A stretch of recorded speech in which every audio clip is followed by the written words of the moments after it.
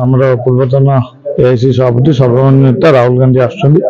ଓଡ଼ିଶାରୁ ମଧୁବାବୁଙ୍କ ଜନ୍ମ ଜୟନ୍ତୀ 28 ତାରିଖ, ସେଦିନ ଓଡ଼ିଶାରେ ପ୍ରଚାର ଅଭିଯାନ ଆରମ୍ଭ କରିବେ। ଲକ୍ଷ ଲୋକ ସମାଗମ ଏଠି ହେବାକୁ ଯାଉଛି। 6ଟି ଜିଲ୍ଲାରୁ ଆସିବେ: କଟକ, ଜଗତସିଂହପୁର, ଯାଜପୁର, କେନ୍ଦ୍ରାପଡ଼ା, ଭଦ୍ରକ। କେନ୍ଦ୍ରାପଡ଼ା ପାର୍ଲାମେଣ୍ଟ ସେଗମେଣ୍ଟରୁ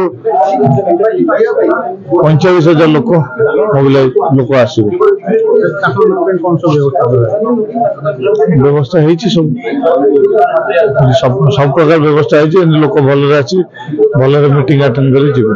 ଉତ୍କଳ ଗୌରବ ମଧୁସୂଦନ ଦାସଙ୍କର ଜୟନ୍ତୀ ଦିନ ତାଙ୍କରି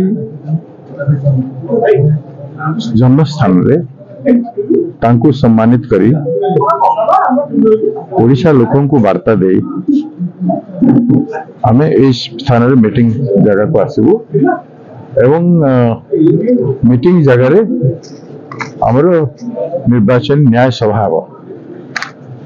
ସେସବୁ ନିରୀକ୍ଷଣ କରିବା ପାଇଁ ମୁଁ ଏବଂ ଆମର ଭାଇସ୍ ଚେୟାରମ୍ୟାନ୍ ନବଜ୍ୟୋତି ବାବୁ, ଆମର କୋଅର୍ଡିନେଟର ପ୍ରୋଗ୍ରାମ କୋଅର୍ଡିନେଟର ମାନସ ବାବୁ, ଆମର କନଭେନର ସୁଧାଂଶୁ ବାବୁ, ଆମେ ସମସ୍ତେ ଆସିଛୁ ଏବଂ ତାର ନିରୀକ୍ଷଣ ସରିଛି। ଆମେ ବିଭିନ୍ନ ଜିନିଷ କେମିତି କାର୍ଯ୍ୟକ୍ରମ ହେବ ତାର ସବୁ କଥା ଆମେ ଏବେ ଡିସାଇଡ୍ କରିବୁ।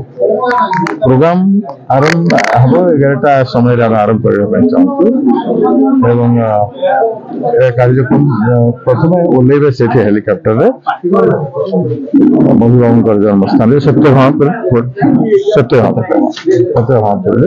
ଏବଂ ସେଠୁ ଆମେ ଏଠି ହେଲିକପ୍ଟରରେ ଆସିବା ଯାଇପାରିବ ତାର ବ୍ୟବସ୍ଥା ଦେଖୁଛୁ। ହେଲିକପ୍ଟର ହଉ କିମ୍ବା ରୋଡରେ ହଉ ସେଇଟା ଆମେ ଫାଇନାଲ କରି ନିଆଯାଏ।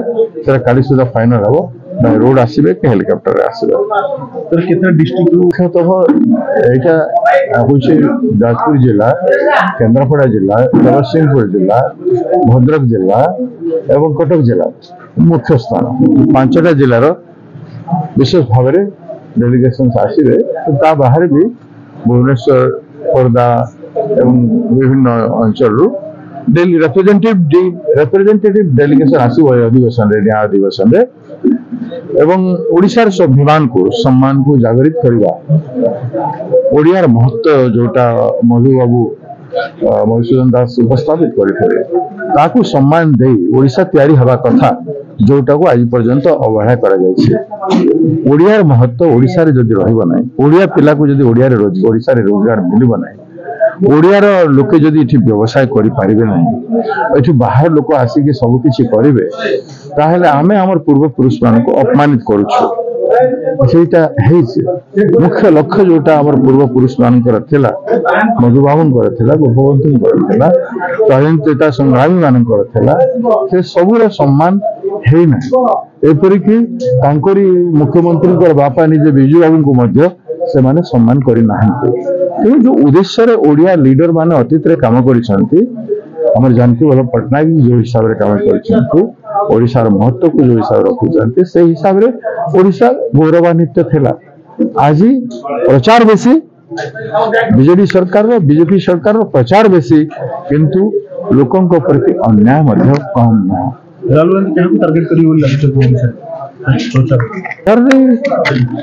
ଲୋକଙ୍କର ପ୍ରତି ନ୍ୟାୟକୁ ଟାର୍ଗେଟ କରି ସେ କନ୍ୟାକୁମାରୀରୁ କାଶ୍ମୀର ପର୍ଯ୍ୟନ୍ତ ପଦଯାତ୍ରା କଲା ପରେ କୋଟି କୋଟି ଲୋକଙ୍କୁ ଯୋଉ ଦେଖା କଲେ ରାସ୍ତାରେ, ସେମାନଙ୍କୁ ଏହା ଶୁଣିଥିଲେ।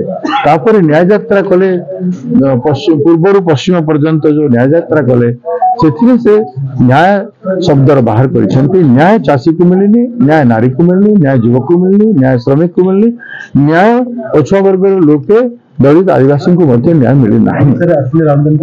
ଓଡ଼ିଶାରେ ବହୁତ ପ୍ରଭାବ ପଡ଼ିବ, କିନ୍ତୁ ଆମେ ଯୋଉ କହୁଛୁ 5ଟି ନ୍ୟାୟ ଏଆଇସିସି ର ଆଉ 25ଟି ଗ୍ୟାରେଣ୍ଟି, ବହୁତ ଫୋର୍ସଫୁଲ ଗ୍ୟାରେଣ୍ଟି ଅଛି।